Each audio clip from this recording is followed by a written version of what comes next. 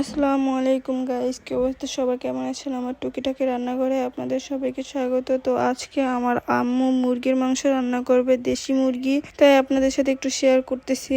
তো আম্মু আগে মশলাটা কষাই নিয়েছিল, তখন আমি ছিলাম না, তো আপনাদের সাথে ভিডিও ক্লিপটি নিতে পারি নাই। তো আজকের মুরগিটি রান্না অনেক সুন্দর হয়েছে, অনেক বেশি মজা আর লোভনীয়, দেখলেই বুঝতে পারবেন।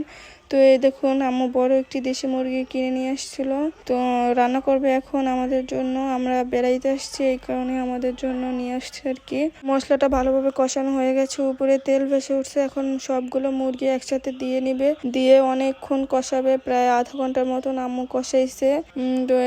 এখন নেড়ে চেড়ে ভালোভাবে মিক্স করে ঢাকনা দিয়ে ঢেকে রেখে দিবে কষানোর জন্য।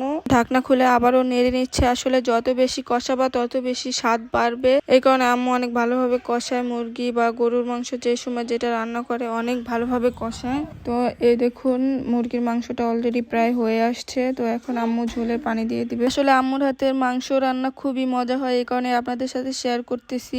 দেখুন কত লোভনীয় একটি কালার চলে আসছে। তো প্রপার রেসিপিটি চাইলে লাইক, কমেন্ট, ফলো, শেয়ার দিয়ে পাশে থাকবেন। Thanks for watching. Tata, bye bye.